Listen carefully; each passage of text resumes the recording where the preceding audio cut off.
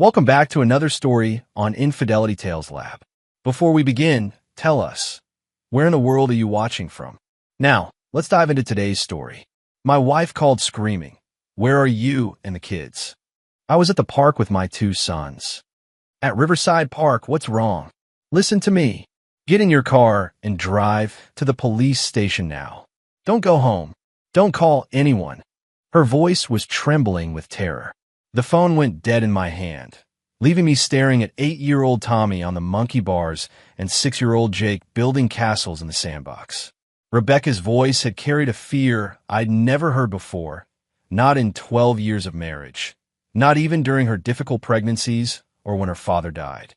This was primal terror, the kind that makes your blood freeze and your mind race through every worst-case scenario imaginable.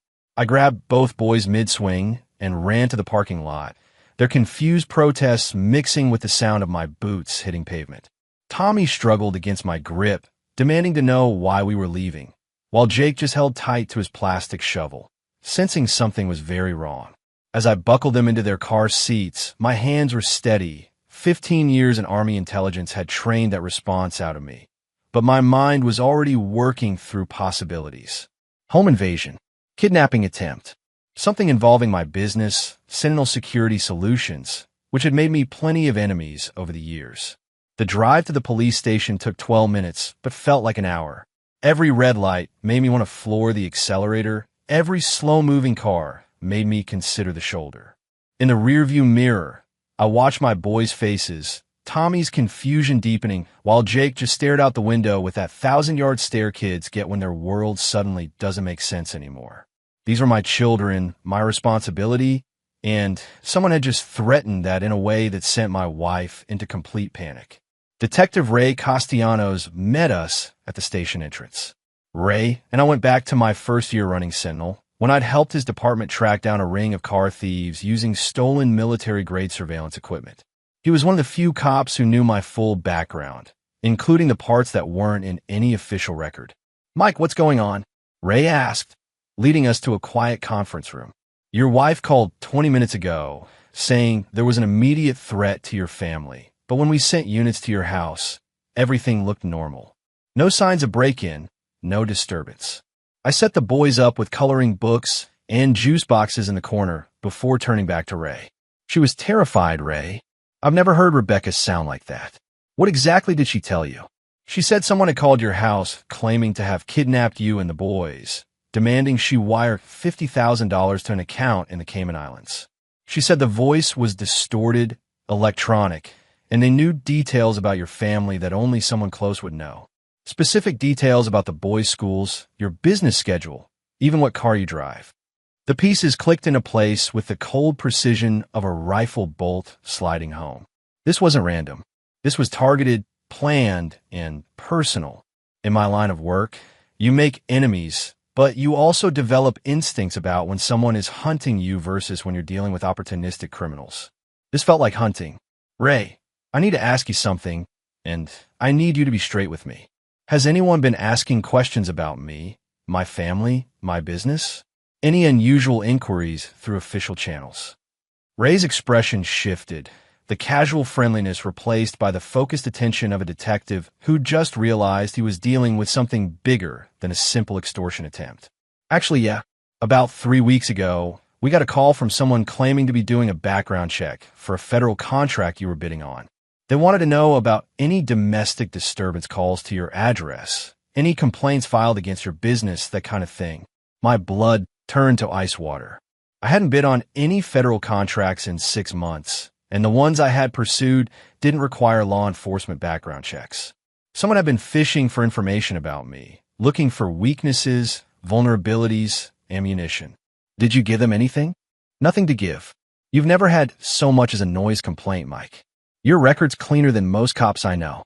But the thing is, they asked specifically about domestic violence reports. Not general complaints, not business disputes. Domestic violence." The conference room suddenly felt too small, the fluorescent lights too bright. Someone was building a case against me, creating a narrative, and they were being very specific about what kind of narrative they wanted to create. In my experience, People only focused on domestic violence allegations when they were planning to use them as a weapon. "I need to call Rebecca," I said, pulling out my phone. She answered on the first ring. "Mike, are you at the station? Are the boys safe?" "We're all fine, Becca, but I need you to think carefully. This call you got about us being kidnapped. Can you remember anything specific about the voice? Any background noise? How long did the call last?" There was a pause, and when she spoke again, her voice had changed. The terror was still there, but underneath it was something else. Something that made my chest tighten with a suspicion I didn't want to acknowledge. It was maybe 2 minutes. The voice was definitely electronic, like one of those voice changers you see in movies. They said they had you and the boys, that they'd been watching our house for weeks, that they knew you'd left with Tommy and Jake at exactly 2:15 for Riverside Park. "Becca, nobody's been watching our house. I would have noticed. And the only person who knew we were going to Riverside Park today was you." Another pause. Longer this time. "Mike, what are you saying?" "I'm saying that whoever called you knew things they shouldn't have known unless they were very close to our family. And I'm saying that someone's been asking questions about me for weeks, specifically about domestic violence. That's not a coincidence." I could hear her breathing on the other end of the line, quick and shallow. "You think someone we know is involved in this?" "I think someone we know IS this." The silence stretched between us like a gulf opening in the earth. In that silence, I realized that my marriage, my family, my entire life might be built on a foundation that was about to crumble. But I also realized something else. If someone thought they could use my wife and children as weapons against me, they had severely underestimated exactly who they were dealing with. "Rebecca, I want you to stay at your sister's house tonight. Pack bags for a few days. Don't tell anyone where you're going, and don't use your credit cards. Pay cash for everything." "Mike, you're scaring me." "Good. You should be scared. Because if I'm right about what's happening here, we're all in danger until I figure out who's behind this and why." After I hung up, Ray was studying me with the expression of a man who'd seen enough domestic situations to recognize the signs. "Mike, I have to ask, is everything okay at home? Between you and Rebecca?" It was a fair question, and I couldn't blame him for asking it. From the outside, this probably looked like a husband whose wife was trying to set him up for something, maybe creating evidence of threatening behavior to use in a divorce. The thought had already occurred to me, but it didn't fit. Rebecca wasn't that calculating, that cold. She was impulsive, emotional, sometimes naive about people's motives, but not manipulative. "Ray, Rebecca and I have our problems, like any couple. But she's not behind this. Someone else is pulling her strings, and they're using her emotions against both of us. Any idea who?" That was the question that had been gnawing at me since the moment Rebecca's voice changed on the phone. Who had access to our personal information? Who knew our routines, our relationships, our vulnerabilities? The list was shorter than you might think, but longer than I was comfortable with. I'm going to need some time to figure that out. But Ray, if someone comes to you with allegations against me, especially domestic violence allegations, I need you to remember this conversation. Someone is building a case, and they're planning to use it soon. Ray nodded slowly. "You want some advice from someone who's seen this kind of thing before?" "I'm listening. Whatever's happening here, don't handle it alone. You've got resources, connections, people who owe you favors. Use them. Because if someone's targeting your family, they're not going to stop with phone calls and psychological games." He was right, and I'd already started making a mental list of people I could trust, people who could help me figure out what was happening and who was behind it. But first, I needed to get my boys somewhere safe and start digging into the digital footprints this had left behind. As we left the police station, Tommy finally asked the question that had been building since I grabbed him off the monkey bars. "Dad, are we in trouble?" I knelt down to his level, looking into eyes that held too much worry for an 8-year-old. "No, buddy, we're not in trouble. But Daddy has to handle some grown-up problems, which means we're going to have a different kind of week. You and Jake are going to stay with Aunt Lisa for a few days while Mommy and Daddy figure some things out." "Are you and Mommy getting divorced?" The question hit me like a punch to the solar plexus, not because I hadn't expected it, but because I realized I didn't know the answer anymore. 24 hours ago, I would have said absolutely not. Rebecca and I had our issues. I worked too much. She felt isolated sometimes. We'd grown apart in small ways that seemed manageable, but nothing that felt terminal. Now, sitting in a police station parking lot after someone had used my wife's emotions to manipulate both of us, I wasn't sure what was real anymore. I don't know, Tommy, but no matter what happens between mommy and daddy, you and Jake are the most important things in the world to us. That will never change. It was the most honest answer I could give him, and probably the most honest I'd been with myself in months. The drive to Lisa's house gave me time to think, to start putting together a timeline of events that might have led to this moment. Rebecca's sister lived in a gated community in the suburbs, the kind of place where security cameras covered every entrance and the homeowners association employed off-duty cops to patrol at night. If someone was targeting my family, Lisa's house was as safe as anywhere short of a military base. Lisa met us at the door with the expression of someone who'd been briefed on the basics, but was trying not to show alarm in front of the boys. She was Rebecca's older sister, a divorce attorney who'd never particularly liked me, but had always been civil for the sake of family harmony. Today, she looked at me with the calculating gaze of someone trying to determine if I was the threat or the solution. "The boys can stay as long as needed," she said, ushering Tommy and Jake toward the living room where her own kids were watching cartoons. "But Mike, I need to know what's really going on here." Rebecca called me crying, saying something about threats and police stations, but she wasn't making much sense. "Someone's playing games with our family, Lisa. I don't know who yet, but I'm going to find out. In the meantime, the boys are safer here than anywhere else." "And Rebecca?" "Rebecca's going to have to decide who she trusts." Lisa's expression sharpened. "What's that supposed to mean?" "It means that someone close to our family is feeding information to whoever's behind this.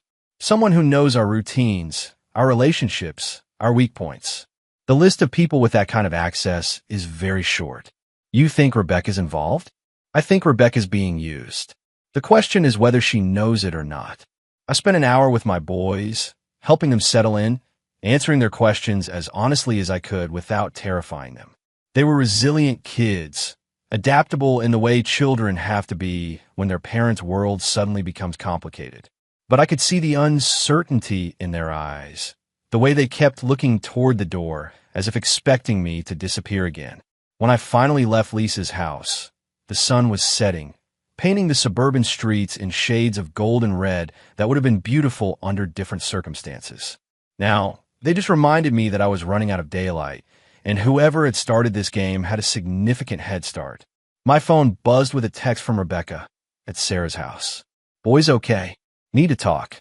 Sarah, Rebecca's best friend since college, maid of honor at our wedding, godmother to Tommy. If Rebecca was confiding in anyone about problems in our marriage, it would be Sarah. And if someone wanted inside information about our relationship, Sarah would be a prime target. I typed back, "Boys safe. We'll talk tomorrow. Don't discuss this with anyone else." Her response came immediately. "Too late. Sarah says I should call a lawyer." And there it was. The next move in whatever game was being played. Someone had convinced my wife that she needed legal protection from me, probably planted the idea that I was dangerous, unstable, possibly violent. They'd used the phone call to create an atmosphere of fear and confusion, then guided her towards someone who would reinforce those fears. I sat in my car outside Lisa's house, watching the windows glow with warm light, knowing my boys were inside feeling safe for the moment. But I also knew that safety was an illusion. Someone had declared war on my family, and they'd chosen their battlefield carefully. The smart move would be to hire my own lawyer, start building defenses, prepare for whatever allegations were coming. But I learned a long time ago that the best defense isn't always defensive. Sometimes, you have to identify your enemy and eliminate the threat before they can use their weapons against you. I started the engine and headed home, not because it was safe, but because I needed to see what they'd left behind. In my experience, people who plan elaborate psychological operations always leave traces, always get overconfident about their own cleverness. The house was dark when I pulled into the driveway, but I could see my neighbor Jim working in his garage across the street. Jim was a retired Marine, the kind of guy who noticed everything and remembered details. If anyone had been watching my house, he would have seen them. Evening, Mike. Jim called out as I walked toward my front door. Everything okay? Saw some commotion earlier, police cars and such. Just a precautionary thing, Jim. Hey, you haven't noticed anyone hanging around the neighborhood lately, have you? Anyone who doesn't belong. Jim wiped his hands on a rag, his expression becoming more serious. Funny you should ask. There's been a blue sedan parked on Cedar Street for the past 3 weeks. Different times of day, never the same spot twice. Driver always has a newspaper or phone, trying to look casual, but I've been watching neighborhoods long enough to spot surveillance when I see it. Cedar Street ran parallel to our street, with clear sight lines to our house from several positions. Perfect for long-term observation without being obvious to anyone who wasn't specifically looking for it. You get a look at the driver? Middle-aged guy, maybe 45, 50. Average build, baseball cap pulled low. But Mike, the thing that caught my attention was the camera. Long lens, professional setup. This wasn't some private investigator taking pictures of a cheating spouse. This was serious surveillance. Professional surveillance meant professional money, which meant this wasn't personal revenge or opportunistic crime. Someone with resources had been studying my family for weeks, building profiles, looking for vulnerabilities. Inside the house, I moved through rooms that felt different somehow, as if the very air had been poisoned by deception. Everything looked normal. Rebecca's coffee cup still on the kitchen counter, the boys' toys scattered across the living room floor, yesterday's mail stacked on the dining room table. But normalcy was just another illusion now. I went to my home office, a converted bedroom where I kept the more sensitive equipment for my business. Hidden behind a false panel in the wall was a small safe containing backup hard drives, encrypted phones, and other tools that most suburban fathers don't keep in their houses. Tools from my previous life, when I'd worked in places where trust was a luxury and paranoia was a survival skill. The safe was untouched, but that didn't mean much. Professional surveillance teams don't need to break into your house when they can gather intelligence from a dozen other sources. They map your digital life, your social connections, your financial transactions.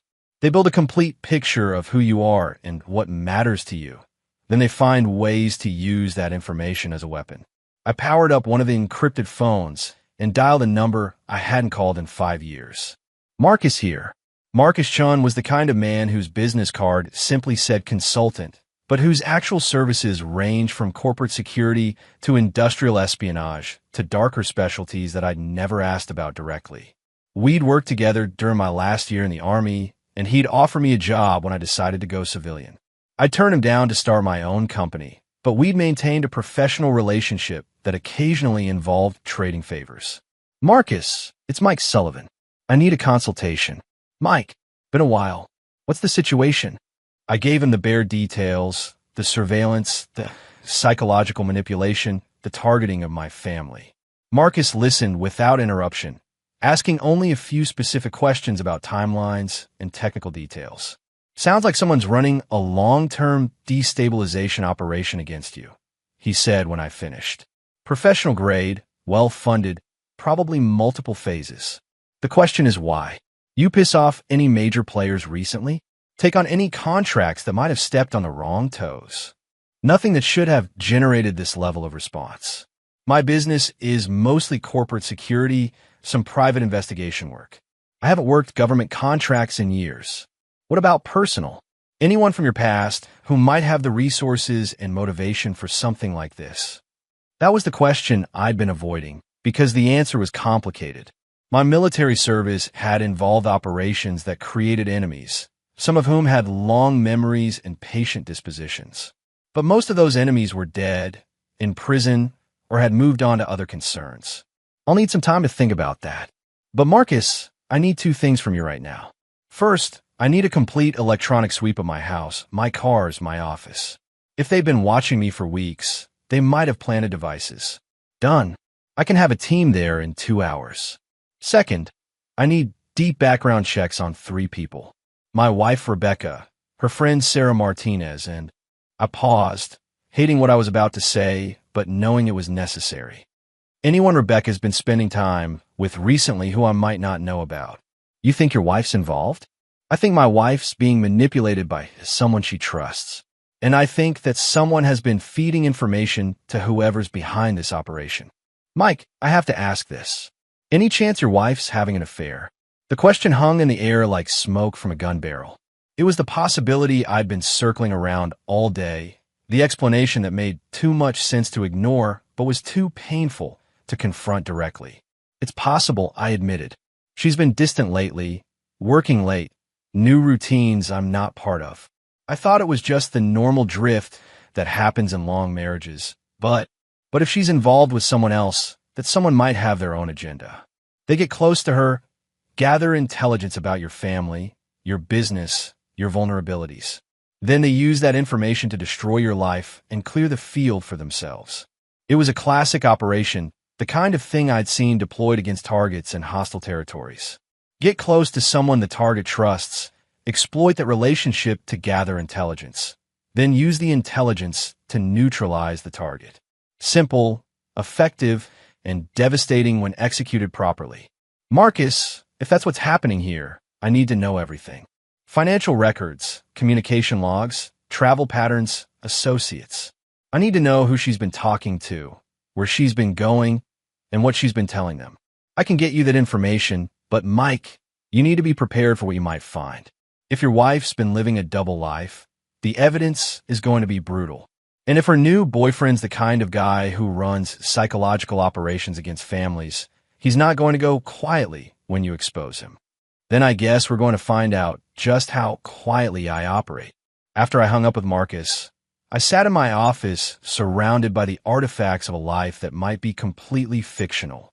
Wedding photos, family vacations, anniversary cards from a wife who might have been planning my destruction while smiling at me across the breakfast table.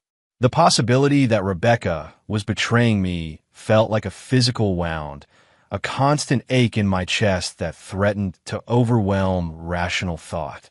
But I've been trained to compartmentalize emotions, to function under extreme stress, to make life-and-death decisions while people I cared about were in danger. That training was the only thing keeping me functional now. My phone buzzed with another text from Rebecca. Sarah thinks you might be having some kind of breakdown. She says the way you talked to me earlier sounded paranoid, dangerous. Maybe you should talk to someone. And there it was, the narrative being built around me. First, I was a potential domestic abuser. Now, I was having a mental breakdown, becoming paranoid and dangerous.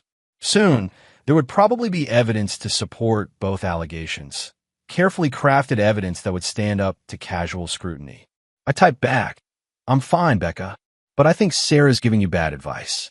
We should talk tomorrow, just the two of us." Her response was immediate. "Sarah says I shouldn't be alone with you until this gets sorted out. She says if you're really innocent, you won't mind proving it through proper channels."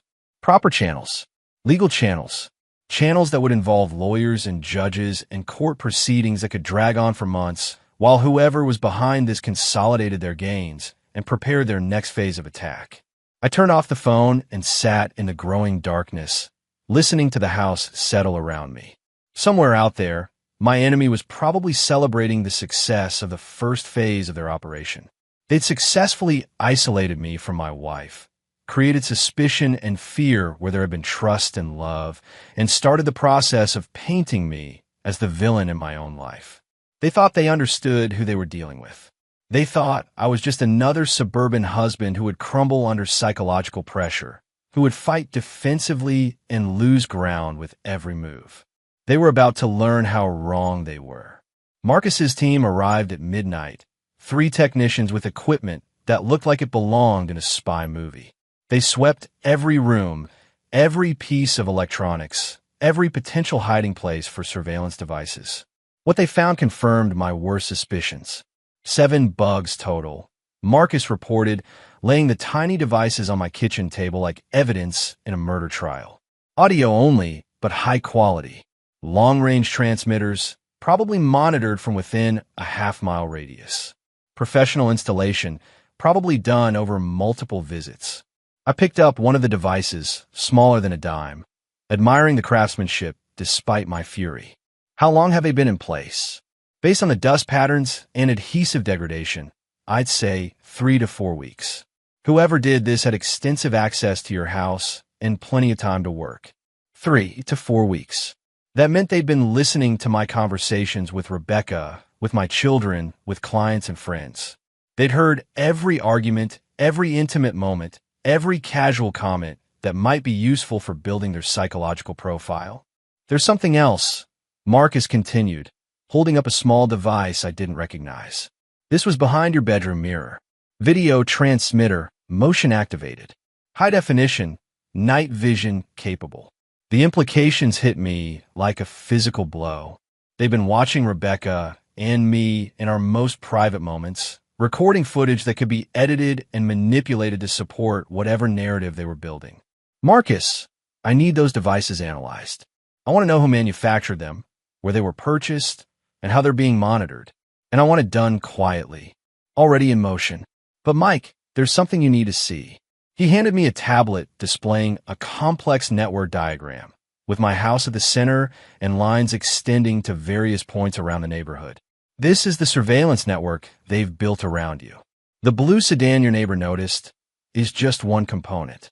They've got fixed observation posts here, here, and here. He pointed to locations on the map. Rotating vehicle surveillance, probably 3 teams working 8-hour shifts. Electronic monitoring of your phones, your computers, your credit cards. They've got you under the kind of coverage usually reserved for high-value targets in active war zones. I studied the diagram, noting the sophistication of the operation, the resources it would require, the level of planning involved. This wasn't personal revenge or a simple affair gone wrong. This was something much larger and more dangerous. Marcus, who has the capability for something like this? Government agencies, obviously. Major corporations with serious security departments. Organized crime syndicates. Private military contractors. Or very wealthy individuals with access to professionals who used to work for all of the above. Any of those fit with what you found so far. The equipment is all commercial grade, high-end, but available to anyone with enough money and the right connections. The techniques are military and intelligence derived, but that could be contractors who learned their trade in Iraq or Afghanistan. Without more information about the targets and motives, it's hard to narrow down the possibilities. I was about to respond when my phone rang. Rebecca's number. Mike, we need to talk. Can you meet me at the coffee shop on Maple Street? The one we used to go to? Her voice was different again. Calmer, more controlled, but with an undertone I couldn't quite identify. It might have been exhaustion or fear or guilt. Or it might have been the voice of someone who'd been coached on what to say. When? Now. I know it's late, but I can't sleep, and I think we need to clear the air before this gets any more complicated.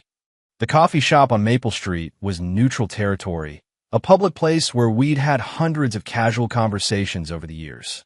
It was also a place where surveillance would be difficult, but not impossible, where a conversation could be recorded by someone with the right equipment and positioning. I'll be there in 20 minutes. After I hung up, Marcus was watching me with the expression of someone who'd seen too many operations go sideways because of emotional decisions. Mike, this could be a setup. If they've compromised your wife, they might be using her to get you into a controlled environment. I know, but I need to find out how deep this goes, and the only way to do that is to engage with them directly. You want backup? I want surveillance of the surveillance. If this is a setup, I want to know who's running it and how they're positioned. But stay invisible.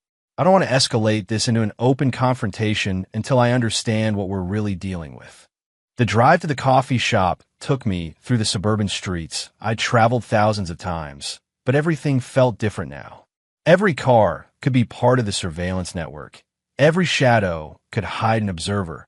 Every routine interaction could be part of an elaborate deception. The photo was worse.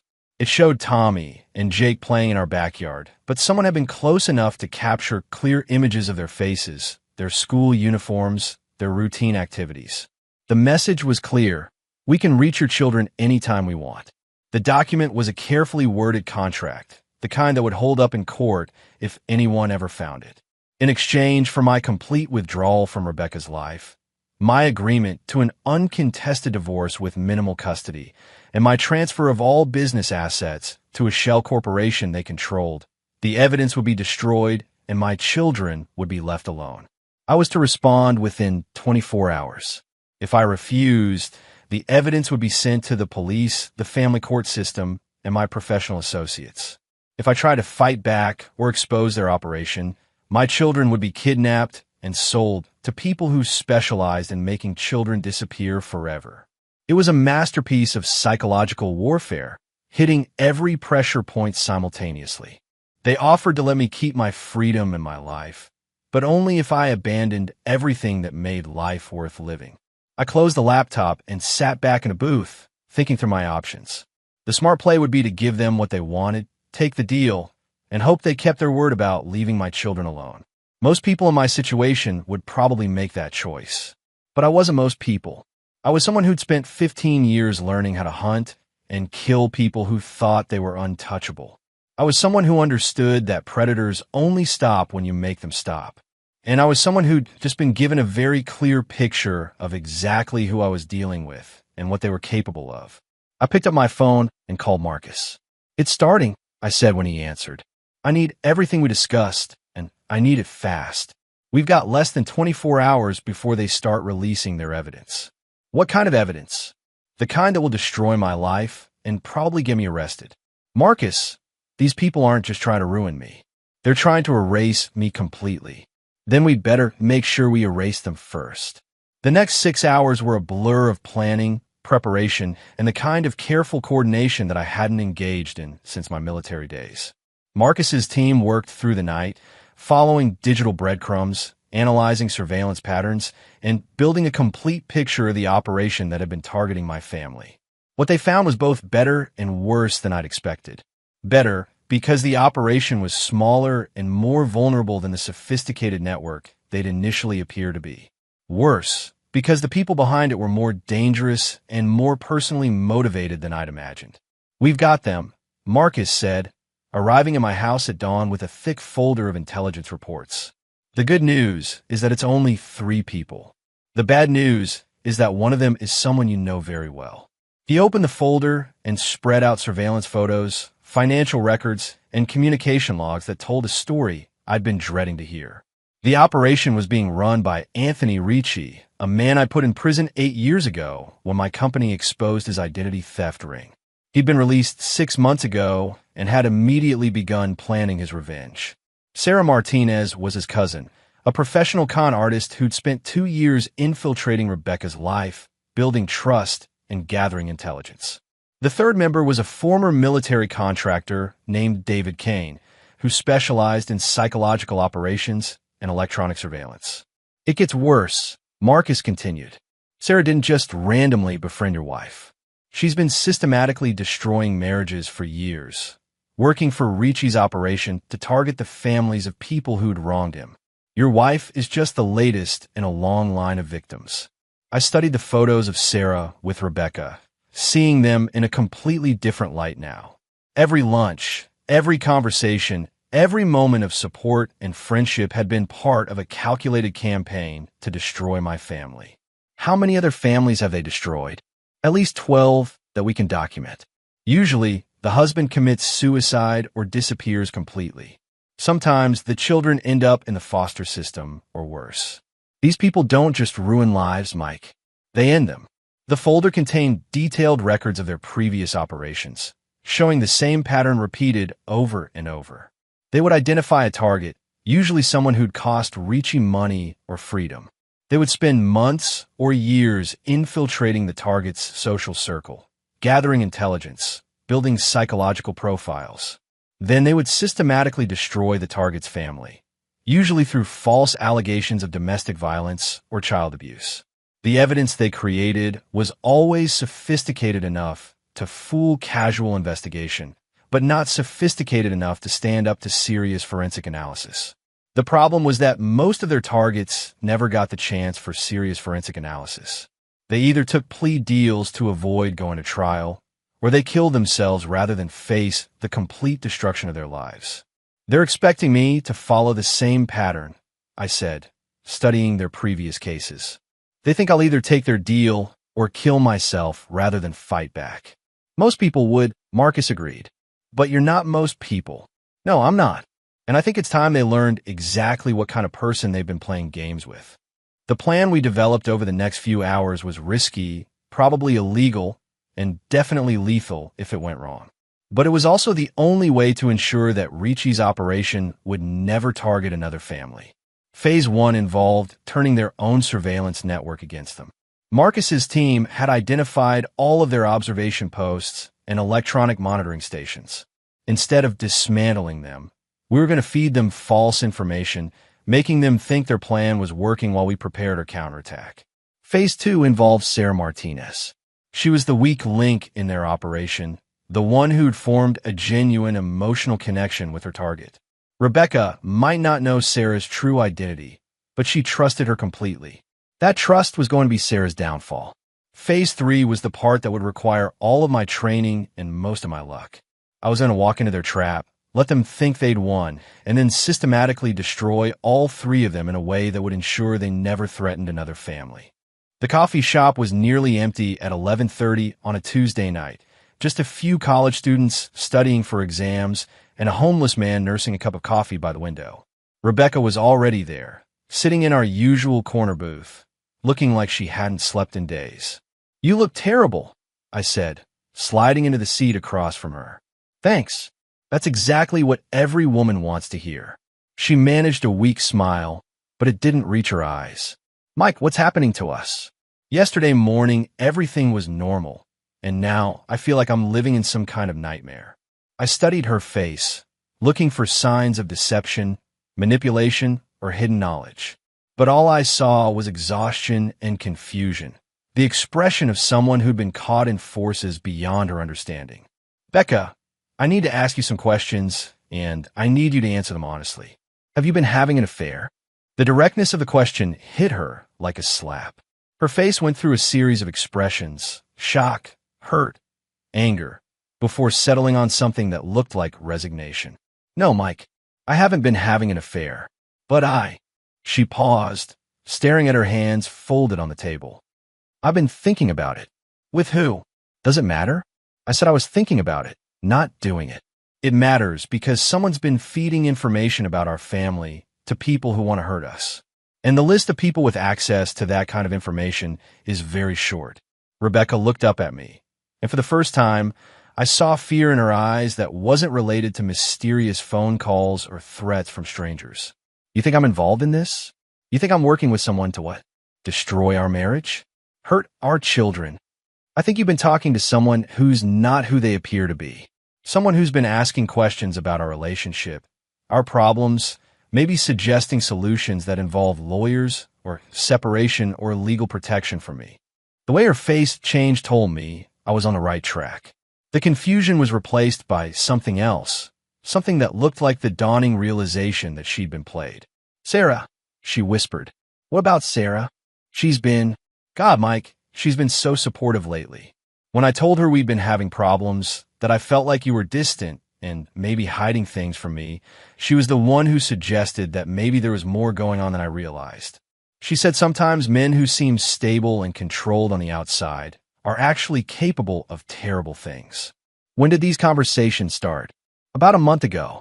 I was having lunch with her, complaining about work and marriage and feeling like I was stuck in a rut. She asked if I'd ever considered that maybe the problem wasn't me. Maybe it was you. She said she'd noticed things about you that worried her. "What kind of things?"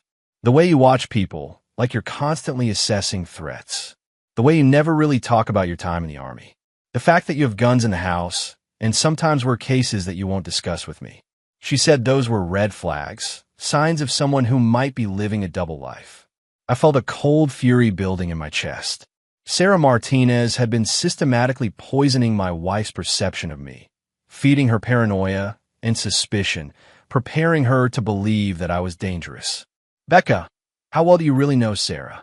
Have you ever met her family, visited her house, seen where she works?" Rebecca frowned, thinking, "We always meet at restaurants or coffee shops.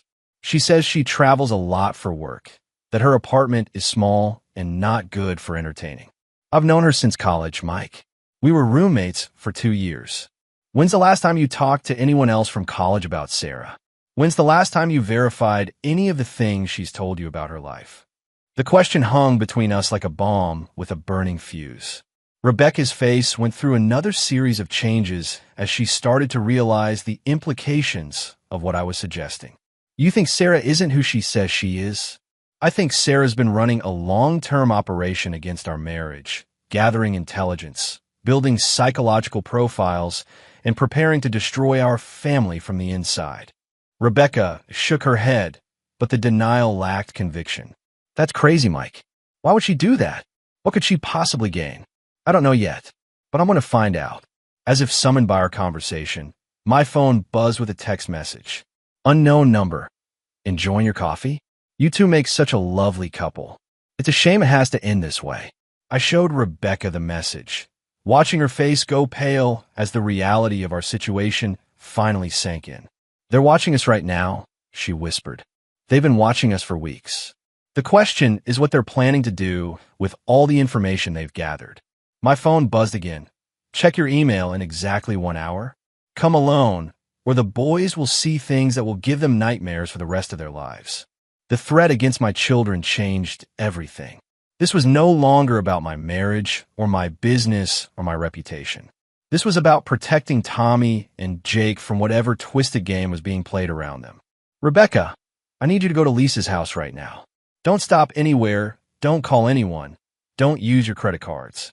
When you get there, tell Lisa to activate the security system and not answer the door for anyone except me or the police. What about you? I'm going to end this. Mike, maybe we should just give them whatever they want. Money, information, whatever it takes to make this stop. I looked at my wife, seeing the fear and desperation in her eyes, and realized she still didn't understand the nature of what we were facing. Becca, this isn't about money. This is about power, control, and probably revenge for something I did years ago. People like this don't stop when you give them what they want. They just escalate until they've taken everything that matters to you. Then what do? We fight back. After Rebecca left for Lisa's house, I sat alone in the coffee shop, watching the few remaining customers and trying to spot the surveillance team I knew was out there. The homeless man by the window was reading a newspaper that was 3 days old. The college student in the corner had been nursing the same cup of coffee for over an hour. Either could be part of the operation, or they could be exactly what they appear to be. At exactly midnight, I checked my email. The message was from an account I didn't recognize with a subject line that made my blood run cold. The price of betrayal. The email contained 3 attachments. The first was a video file labeled Evidence A. The second was a photo labeled Evidence B. The third was a document labeled Terms and Conditions. I opened the video file and immediately understood why they'd waited until now to make contact. The footage showed me and Rebecca in our bedroom, but it had been edited to make it appear that I was forcing myself on her, that she was struggling and afraid. The editing was sophisticated, combining audio from our arguments with video from our intimate moments, creating a narrative of domestic violence and sexual assault that would be devastating in a courtroom. Mark is said as his team prepared to deploy. Once we start this, there's no going back. These people have killed before, and they won't hesitate to kill again. If they realize what we're doing before we can complete the operation, they'll come after your family with everything they have. Then we'd better make sure they don't realize what we're doing. At 8 a.m., I called Rebecca to check on her and the boys. She sounded better, more like herself, probably because she'd spent the night away from Sarah's influence. The boys are asking when they can come home, she said. I told them maybe today, but I wanted to check with you first. Give me a few more hours to sort things out. There are some people I need to talk to, some things I need to clear up. Mike, last night, thinking about everything Sarah's been telling me, I think I've been wrong about a lot of things. I think maybe she's been manipulating me, making me paranoid and suspicious for reasons I don't understand. What makes you say that? Little things that didn't seem important at the time. Questions she asked about your work, your schedule, your friends. The way she always steered our conversations toward problems in our marriage. And the timing of when she started doing it, right around the time you said the surveillance began. My wife was smart, intuitive, and finally starting to see through the web of deception that had been built around her. That was going to make the next phase of the operation much easier. Rebecca, I need you to do something for me, and it's going to require you to trust me completely. What do you need? I need you to call Sarah and tell her you've decided to file for divorce. Tell her you want to meet this afternoon to discuss your options. But don't meet her at a public place. Invite her to Lisa's house. There was a long pause before Rebecca responded. Mike, if you're right about Sarah, isn't that dangerous?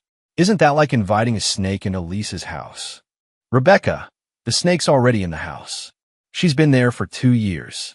Now we're going to use her own tactics against her. What do you want me to say to her? Tell her the truth. Tell her that I've been acting paranoid and erratic, that you're afraid of me, that you need help figuring out how to protect yourself and the boys. Tell her you've decided she was right about everything. And then we're going to show her exactly what happens to people who threaten my family. The confrontation at Lisa's house was scheduled for 2 p.m., which gave us 6 hours to prepare the battlefield. Marcus's team had already installed their own surveillance equipment throughout the house, high-definition cameras and audio devices that would capture every word and gesture of what was about to unfold. More importantly, they'd identified and compromised all of Ricci's electronic surveillance, feeding his team false information that would make them think everything was going according to plan. As far as Ricci knew, I was panicking. Rebecca was moving toward divorce, and Sarah was successfully guiding my wife toward the choices that would complete my destruction. Lisa's not happy about this. Rebecca told me when I arrived at the house an hour before Sarah was due to arrive. She thinks we're putting her family at risk. Lisa's right to be concerned, I admitted, but her family's already at risk. These people don't leave witnesses, and they don't stop until they've eliminated everyone who might expose their operation. You really think they would hurt Lisa and her kids? I think they've killed 12 other families, and I think they're planning to kill ours. Lisa's family is just collateral damage to them. Rebecca looked pale, but determined. What do you need me to do? Exactly what you would do if you really were planning to divorce me. Be emotional, be frightened. Ask Sarah for advice about lawyers and custody and protecting yourself from a dangerous husband. The more convinced she is that her manipulation worked, the more she'll reveal about their operation. And you, I'll be listening to every word. At exactly 2 p.m., Sarah Martinez arrived at Lisa's house, carrying flowers and wearing the expression of a concerned friend. She was attractive in an understated way, the kind of woman who could blend into any social situation without drawing attention. Perfect for a long-term infiltration operation. Marcus and I were positioned in Lisa's home office, watching through hidden cameras as Sarah embraced Rebecca and began the conversation that would determine whether my family lived or died. You sounded so upset on the phone, Sarah said, settling onto the couch next to Rebecca. Tell me exactly what happened last night. Rebecca was perfect, channeling real emotions from our deteriorating marriage into a performance that would have convinced me if I hadn't known better. He was so cold, Sarah, so calculating. When I told him about the phone call, instead of being concerned about my safety, he immediately started suggesting that I was involved somehow. He made me feel like I was crazy for being scared. That's classic psychological abuse, Sarah responded, and I could hear the satisfaction in her voice. Making you doubt your own perceptions, turning your emotions against you. It's exactly what I was worried about. I kept thinking about what you said, about how men like Mike can seem normal on the surface, but be capable of terrible things underneath. Last night, I saw that side of him for the first time, and it terrified me. Sarah leaned forward, her expression becoming more intense. Rebecca, I need to ask you something, and I need you to be completely honest. Has Mike ever hurt you physically? Ever pushed you, grabbed you, anything that made you feel unsafe? Not exactly, Rebecca said, and I could see her struggling with the implications of what she was being asked to say. But there have been times when he gets angry, when I can see him controlling himself, like he wants to do something but stops himself. That's the restraint of someone who knows they're capable of violence, Sarah said. Rebecca, I think you and the boys are in serious danger. I think Mike's been hiding his true nature for years, and now that he feels threatened, that mask is starting to slip. Marcus and I exchanged glances. Sarah was building the same narrative they'd used on their previous victims, painting me as a man on the verge of explosive violence. What should I do? Rebecca asked, and the desperation in her voice was completely genuine. First, you need to document everything. Every threat, Every moment when he makes you feel unsafe, every time he tries to isolate you from your support system. Second, you need to file for a restraining order immediately. Don't wait for him to escalate. What about the boys? Emergency custody. We'll petition the court to give you temporary full custody based on the documented threats and your legitimate fear for their safety. I watched Sarah's face as she outlined the plan, seeing the cold calculation behind her mask of concern. This wasn't friendship or genuine care for Rebecca's welfare. This was a predator guiding her prey toward destruction. Sarah, Rebecca said, how do you know so much about this? About restraining orders and custody proceedings? For just a moment, Sarah's mask slipped, and I saw something else underneath. Something harder and more dangerous. I've been through this myself, Sarah said. My ex-husband was similar to Mike. Controlling, potentially violent, good at hiding his true nature from everyone except me. I had to learn how to protect myself and my daughter. It was a lie, of course. Sarah had never been married, had no children, and her expertise came from years of helping to destroy other families. But it was a believable lie, the kind that would make Rebecca trust her even more completely. What happened to your ex-husband? Rebecca asked. Sarah's smile was cold and satisfied.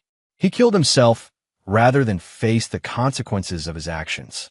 Sometimes, that's the only way men like that can handle losing control. The implication was clear. Sarah was telling Rebecca that I would probably kill myself when faced with the destruction of my life, and she was presenting that outcome as a positive resolution to the problem. That's when I decided Sarah Martinez was going to die today. I signaled to Marcus and moved toward the living room, timing my entrance for maximum psychological impact. Sarah was leaning close to Rebecca, probably about to reveal more details of their plan when I walked through the door. Hello, Sarah, I said, closing the door behind me and engaging the deadbolt. We need to talk. Sarah's reaction was immediate and telling. Instead of surprise or confusion, her hand moved toward her purse, and her eyes started scanning the room for exits. These were the responses of someone who'd been expecting trouble and was prepared for violence.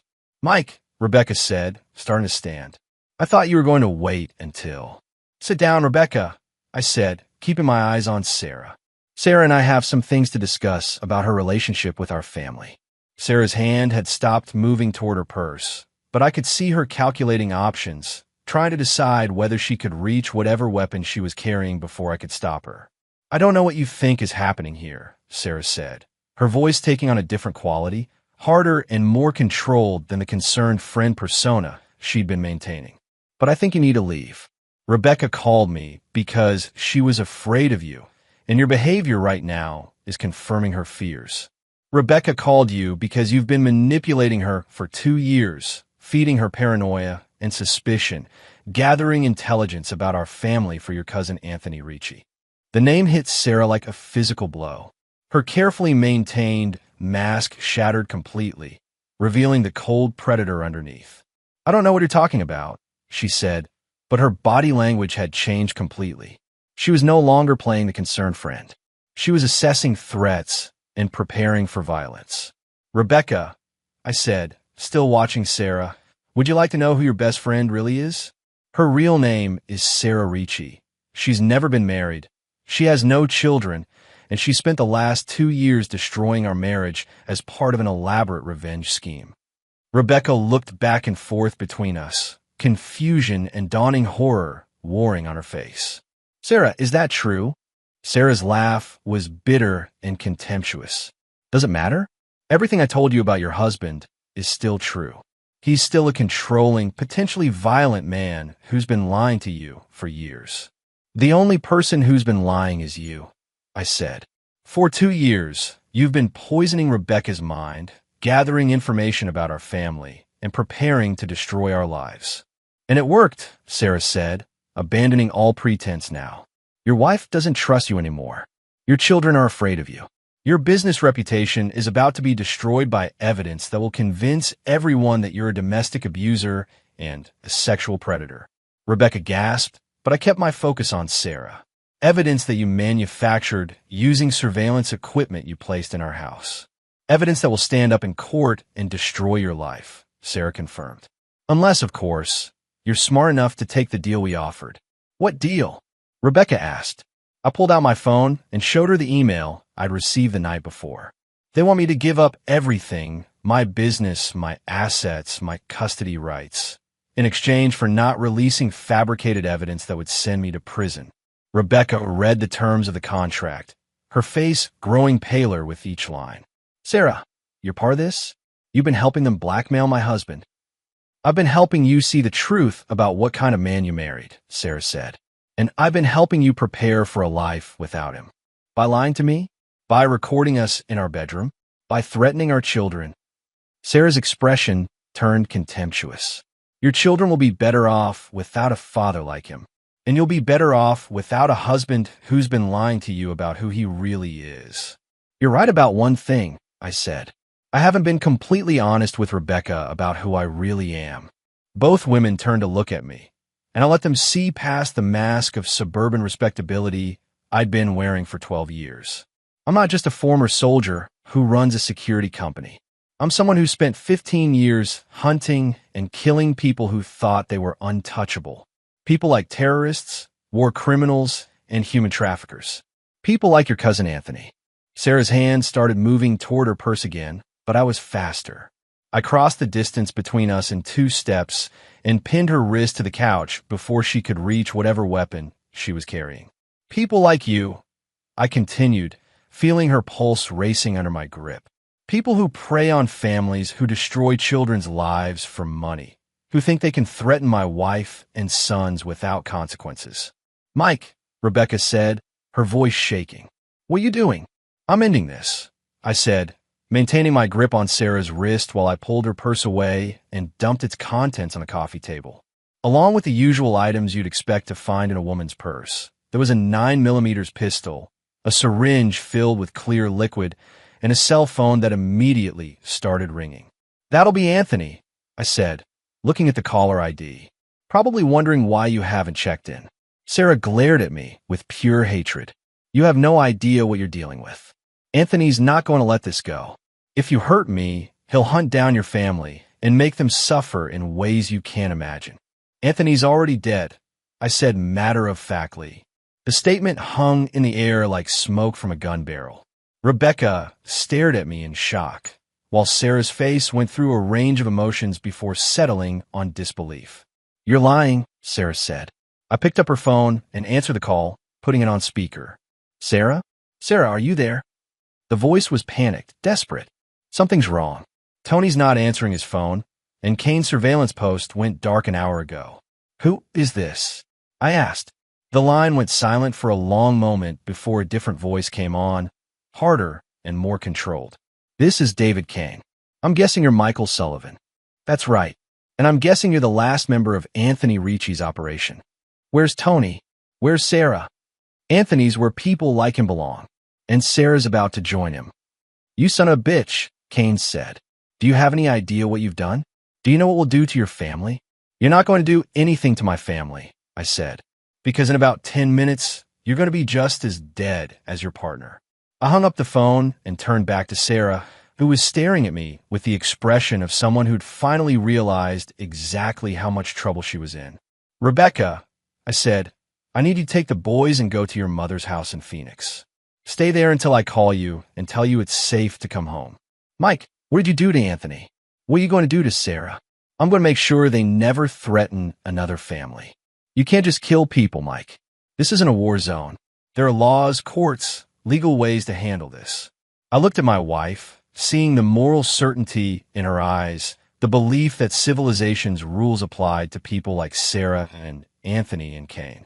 Rebecca, these people have destroyed 12 families.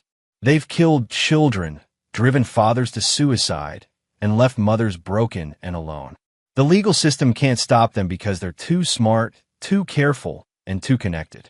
The only way to stop people like this is to make them disappear. That's not who you are, Mike. That's not the man I married. Yes, it is, I said. It's exactly who I am. I'm someone who protects his family by eliminating threats. I'm someone who doesn't forgive betrayal or forget when people try to hurt the people I love. Sarah laughed bitterly. She's right, you know. This will destroy your marriage anyway. Even if you kill all of us, she'll never look at you the same way again. She'll never trust you, never feel safe with you. You'll lose your family anyway. Maybe, I admitted, but my children will be alive, and the people who threaten them will be dead. That's a trade I'm willing to make. Rebecca was crying now, understanding finally that the man she'd married was capable of things she'd never imagined. Mike, please. There has to be another way. There is another way, Sarah said quickly, sensing an opportunity. Take the deal. Give us what we want, and we'll disappear. You'll never see us again. Like you disappeared from the other 12 families you destroyed? I asked. Like you would have disappeared after you sold my children to human traffickers? Sarah's face went white. She hadn't expected me to know about that part of their plan. That's right, I continued. Marcus found your communications with the buyers in Eastern Europe. $50,000 each for healthy American children under 10 years old. You weren't just planning to destroy my life. You were planning to sell my sons into slavery. Rebecca's sobbing intensified, and I could see the exact moment when she understood that there really was no other choice, no legal solution that would protect our children from people this evil. What do you need me to do? She asked quietly. Take the boys to Phoenix. Stay there until this is over. And try not to think too much about what happens next. After Rebecca left with the boys, I was alone with Sarah in Lisa's living room.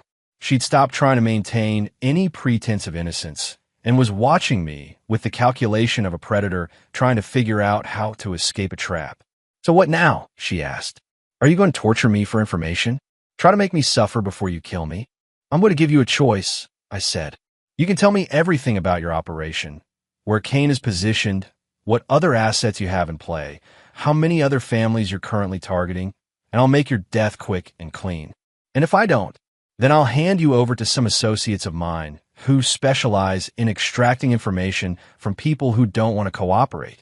They're very good at their job, but they're not particularly concerned with minimizing suffering. Sarah considered this for a long moment, weighing her options. Cain's positioned in the abandoned warehouse on Industrial Boulevard, she said finally. He's got surveillance equipment covering all the approaches, and he's heavily armed. There's also a backup team in a van parked 2 blocks away. How many in a backup team? 2 men. Contractors Cain hired for this operation. They don't know the full scope of what we've been doing. What other families are you targeting? 3 active operations. The Martinez family in Dallas, the Chun family in Seattle, and the Williams family in Atlanta. All revenge targets for people who cost Anthony money over the years. I made notes on my phone, information that Marcus would need to prevent other families from suffering the same fate we'd almost met. Is that everything? That's everything that matters. I studied her face, looking for signs of deception, but I thought she was telling the truth. She'd given up her partner and her operation to buy herself a few more minutes of life. Sarah, I want you to understand something. This isn't personal. You're not dying because I'm angry or because I want revenge. You're dying because you're a threat to children, and I don't allow threats to children to continue existing. I understand, she said. For what it's worth, your wife really did love you. The feelings she shared with me, the doubts and fears, those were real.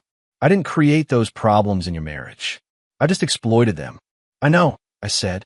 And that's something Rebecca and I will have to work through if we're going to have a future together. Do you think you will? Have a future together? I don't know, but I know my children will have a future, and that's what matters most. I pulled out the syringe that had been in Sarah's purse and checked the contents.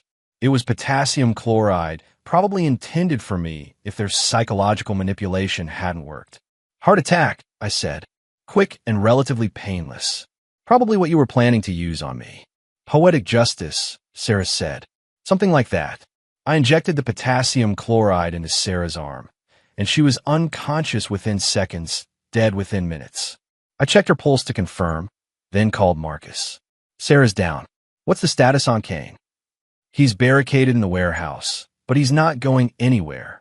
We've got the building surrounded, and we've jammed all his communications. The backup team is neutralized.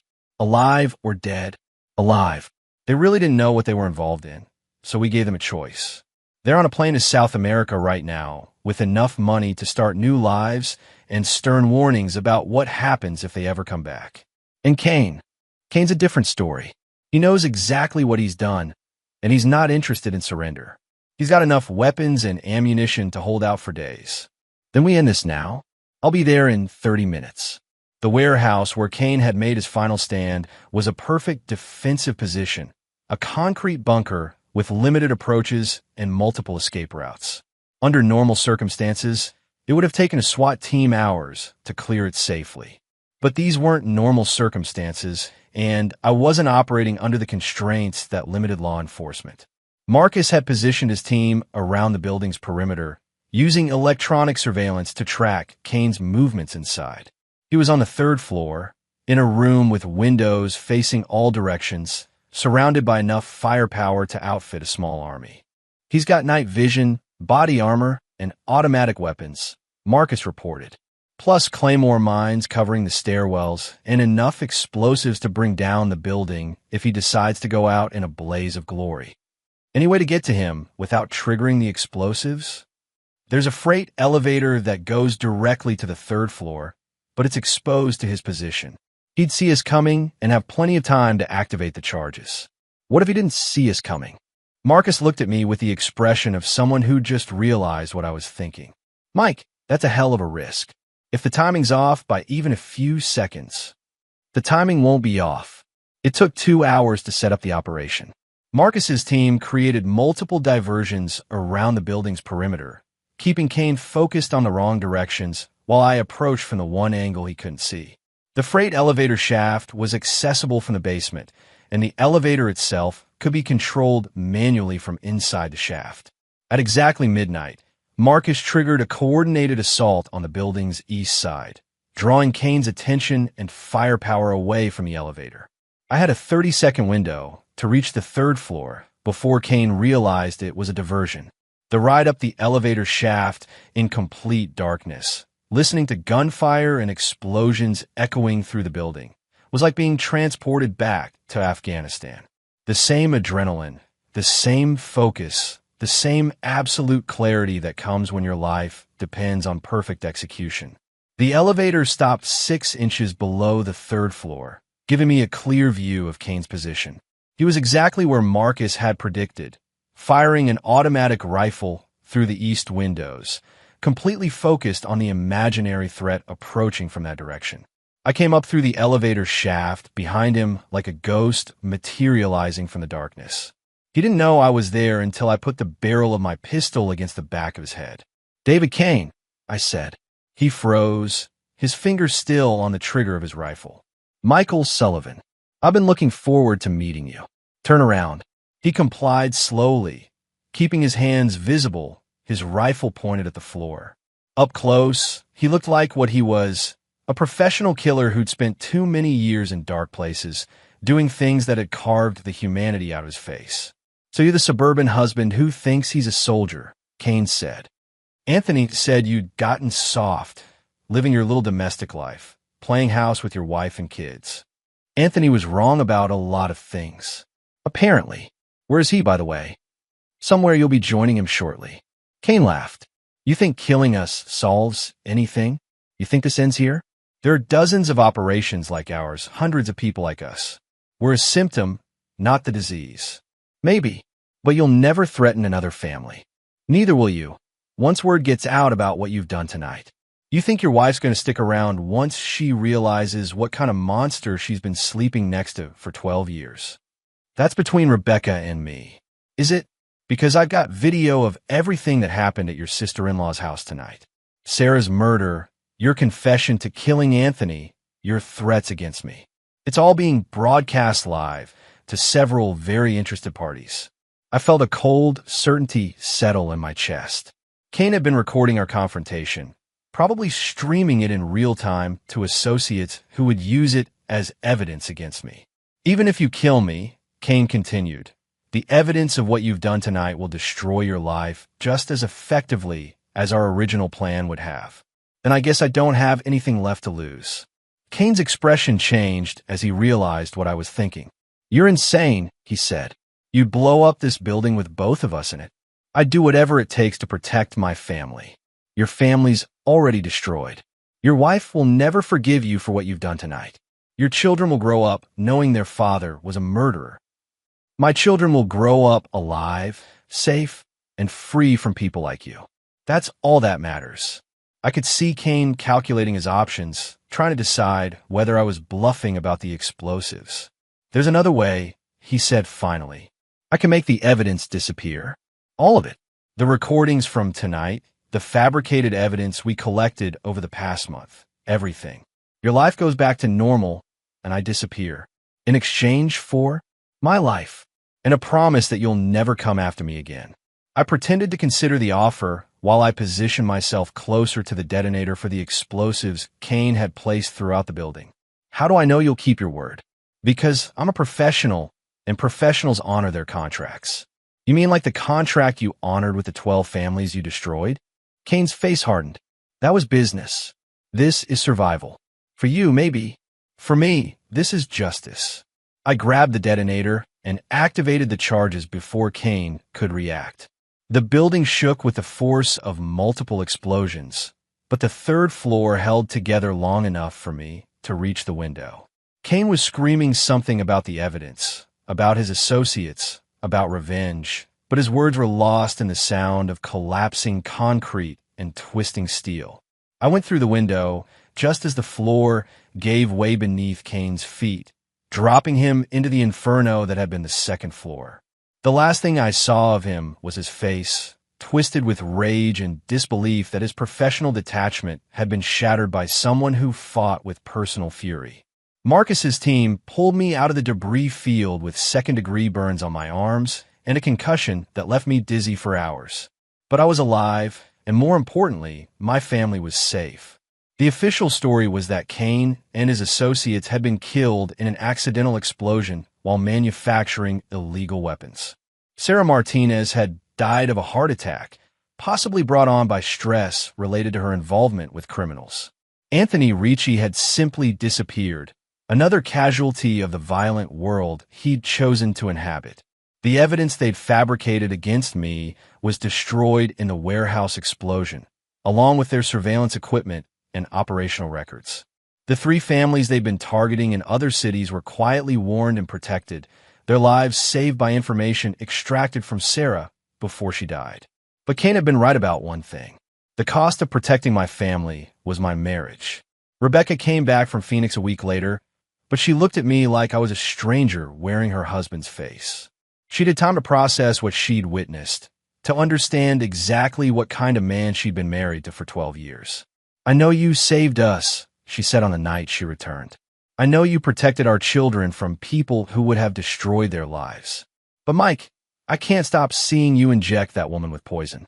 I can't stop hearing you talk about killing people like it was just another job. It was just another job, I said. The most important job I've ever done. I understand that, but I don't know if I can live with it. I don't know if I can live with you, knowing what you're capable of. We tried counseling, tried rebuilding trust, tried finding a way back to the life we'd had before Sarah Martinez poisoned it with doubt and fear. But the foundation had been cracked too badly to support the weight of what we'd learned about each other. Rebecca filed for divorce 6 months later, but it was amicable, honest, and focused on what was best for Tommy and Jake. I got generous visitation rights, and she got the certainty that her children would always be protected by someone who would kill to keep them safe. The boys adapted better than either of us expected. They knew their parents had been through something terrible, but they also knew they were loved and protected. They split their time between Rebecca's new apartment and my house, where they learned to shoot straight, think clearly, and never trust strangers who ask too many questions about their family. Sarah Martinez had been right about one thing. Rebecca never looked at me the same way again. The trust was gone, replaced by a wary respect and a deep understanding that the man she'd married was someone she'd never really known. But she was wrong about everything else. My children didn't grow up damaged by what happened. They grew up strong, protected, and absolutely certain that their father would never let anything happen to them. 3 years later, I'm still running Sentinel Security Solutions, but now I specialize in a very particular type of client. Families who've been targeted by predators like Anthony Ricci's operation. Families who need someone with my particular skills and moral flexibility to solve problems that the legal system can't touch. It's not the life I planned, but it's the life I chose when I decided that protecting innocent people was more important than maintaining comfortable illusions about civilization's ability to stop monsters. Rebecca remarried last year, a decent man who works in insurance and has never killed anyone. He's good to her and good to the boys, and I genuinely hope they have the kind of normal, peaceful life that people like me make possible by doing the things people like him can't imagine. Sometimes I wonder if I could have found another way, a legal solution that would have stopped Ricci's operation without requiring me to become a killer again. But then I think about the 12 families they'd already destroyed and the 3 families they were planning to target next, and I know I made the only choice that mattered. Evil exists in the world, and sometimes it takes the form of people who smile and offer friendship while they're planning your destruction. When you meet people like that, you have 2 choices. You can trust in systems and institutions and legal processes that move too slowly to save the innocent, or you can become something darker and more dangerous than they are. I chose to become the monster that monsters fear. And every night when I check the locks on my doors and test the security system that protects my house, I sleep peacefully knowing that somewhere out there, predators think twice before targeting families because they know someone like me might be waiting for them in the darkness. That's the price of betrayal.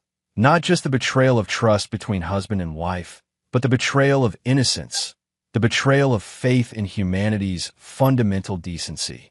Some betrayals can be forgiven and overcome. Others change you so completely that forgiveness becomes irrelevant. The people who threatened my family didn't just betray me.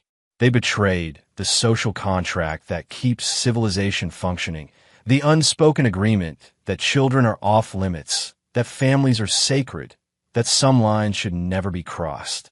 They learned, in the last moments of their lives, that some people take that contract very seriously indeed. And now, 3 years later, when I tuck my sons into bed and listen to their prayers and watch them sleep peacefully in their rooms, I know that the price I paid was worth every sleepless night, every lost relationship, every piece of my soul that I traded away to keep them safe. Because in the end, that's what fathers do. We become whatever we need to become to protect our children. Even if it means becoming something our wives can't love, our friends can't understand, and our enemies can't survive. The boys still call me Daddy. Rebecca still calls me when she needs help with something important. And somewhere in the world, families sleep safely because predators remember what happened to the last group of people who thought they could threaten children and walk away unscathed. That's enough. That has to be enough. Because the alternative is a world where monsters like Anthony Ricci and Sarah Martinez and David Kane operate with impunity, destroying families for profit and entertainment, safe in the knowledge that their victims are too civilized, too trusting, too bound by laws and morality to fight back effectively. I chose to be uncivilized when civilization failed. I chose to be unforgiving when forgiveness would have enabled more victims. I chose to be the kind of man who kills people who threaten children, and I'll make that choice again every single time it's presented to me. That's who I am. That's who I've always been, underneath the suburban facade and the comfortable domesticity. I'm Michael Sullivan, and I'm the reason that people like Anthony Ricci don't sleep peacefully at night. And if you're reading this story because you're thinking about targeting a family, about destroying lives for profit or revenge or entertainment, then you should understand one simple truth. There are more people like me than you realize, and we're always watching, always waiting, always ready to remind you that some prices are paid in blood. Choose your targets carefully, because you never know when the suburban father you're planning to destroy might turn out to be someone who's very, very good at destroying people like you. The price of betrayal is always higher than you think you can afford, but it's a price that predators pay whether they want to or not, because people like me make sure they don't have a choice. Sleep well, and remember, we're watching. And there you have it. Another story comes to an end. What did you think? I'd love to hear your thoughts in the comments below. If you enjoy this story, consider joining our community by subscribing. It means the world to us. For more stories like this one, check out the recommended videos on screen, and I'll see you there.